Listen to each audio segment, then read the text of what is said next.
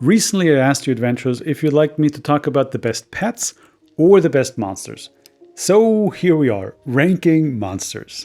It would be totally impossible to go through every single one of them, but I tried to include one from every type, and I went from CR quarter to CR2. That at least should give you a decent list to choose from. So let's dive in. Alright, good old tier list. For Abberations, we have a Choker. And I think Chokers are really fun because you can have them in any kind of dungeon, and maybe there's some prey out there that they leave there and the players try to investigate what is going on, and then the Choker jumps out and attacks them. And what makes them really fun is that they can climb and squeeze through really tight spaces. So I would give them a solid B. For beasts, we have Sturges. Sturges are basically mosquitoes. Let's be real. I think they're hell of annoying and kind of hard to hit. What is fun is that to play around with the flying technique, but I personally just find them more annoying than anything else. So let's give them an E. For constructs, I chose two different creatures. One, the flying sword, and an animated armor. I think it's 1/8 or a quarter and a 1 CR.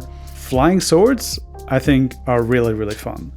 I would give them top tier list because whenever I've had like a low level party and encountered just like a sword or an axe flying around, they were very much like, can I just hold it? And I think that's just making for very fun encounters. And then animated armor, I think, is also super cool, just by the pure nature of it, that you have this like shell walking around and attacking. And the other thing is, nobody's gonna question if you should or should not attack it. It's pretty obvious there is a large metal chunk walking around hitting you. So let's give this A tier, huh? How about that?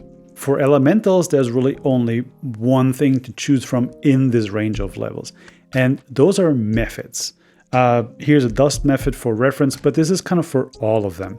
They all have, I think, the ability that when they die, they explode, so they create this area effect. I think that is a nice lesson to teach your players that yes, you can hit something with a stick, but it might hurt you back even if it doesn't hit you with its attack. So I would say this is another A tier. We're skipping Celestials and Dragons just because there isn't lots to choose from, and moving right to Fey creatures. This is a sprite. Sprites are protectors of the forest and can sense somebody's feeling. They're very attuned to emotions, and if you align with their goals of ridding the world of evil, they can be good allies, but they can equally turn into your enemy. So if they're anything, they're judges of character. I would say this is a B. Nothing too special about them, but you could definitely play around with a lot of roleplay in there. Then we're getting to the realms of fiends, kind of the opposite side of that coin. What makes them fun is they can change their shape. They can turn into animals, small beasts basically, and pretend they're something that they're not and hide in plain sight. So for that, I would also give them a solid B. Which brings us to the class of humanoids, and that could be basically any NPCs and a lot more. I used a very classic example as a stand-in, and that would be the humble cultist. I mean, which campaign shouldn't have cults in them? And weak followers that, you can just step over if you want to. I think they're just a very classic trope and worth putting in pretty much any campaign, but don't go out of your way to put them in your campaign. So that's a solid C. Always worth having, but nothing really special about them. In the category of monstrosity, I have 3 representatives because monstrosity, monster, isn't that the whole point of this? So we have Grumshkas, which are from Ravenloft or the Domains of Dread, and they're really fun because they're allergic to magic, and so if you do use magic around them, there are some unintended consequences that can happen. So, like I said, they make your players think twice about what they're doing. and rethink their tactics on the fly. And for the fact that there are Domains of Dread, which I just kind of like, I'm gonna put them in S tier. Might be controversial, but I like them. Then we have something very underutilized, I think, the humble rust monster.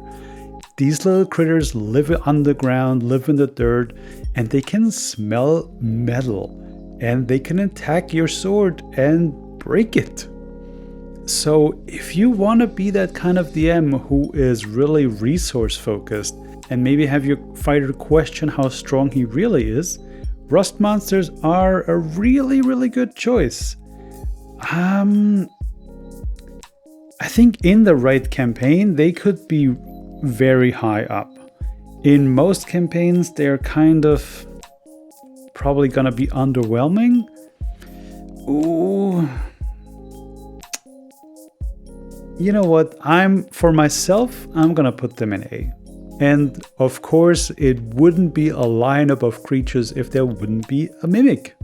And I think that goes without saying. A tier, every campaign had them, every player loves them. No, it's not a mimic. Yes, it's a mimic. Let's move on to something similar, and that would be oozes.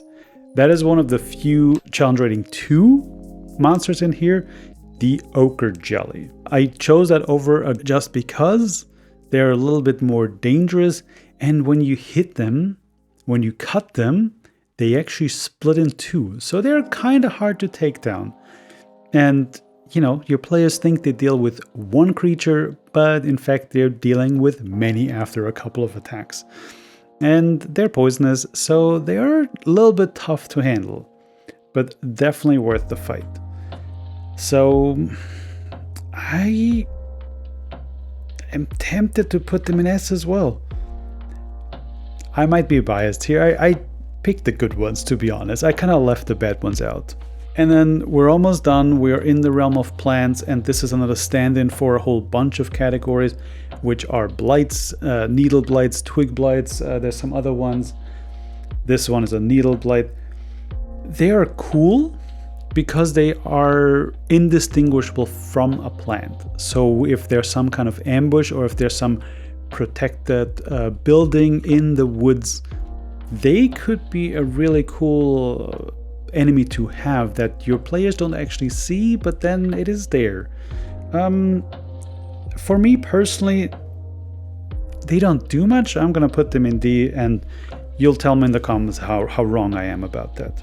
Last but certainly not least, we have the category of undead, and the answer is yes. Put as many undead in your campaign as you possibly can. They are the easiest to agree upon for every player to take down. And so I took the humble skeleton as a stand-in.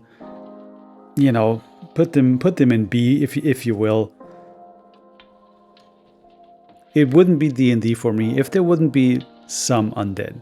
And another one I picked out is a shadow, because that is one of the few creatures that can actually reduce your stats. It can drain your strength. And again, that makes your players think on their feet and rethink their tactics. So that would be, for me, an A tier. Dangerous, but worth it. As you can see, this is a little bit skewed towards the top. I didn't actually include any monsters that I wouldn't put in my game. I think the only thing that would really fall into F for me are like swarms of rats, swarms of bats, all these things. They're just, no, I think they are just, they're just there to be there, and I don't think they add anything to the game. If you put enemies in your game, they should be worth fighting, and your players should learn something from that. So with that, I hope you enjoyed this, and we're almost done here.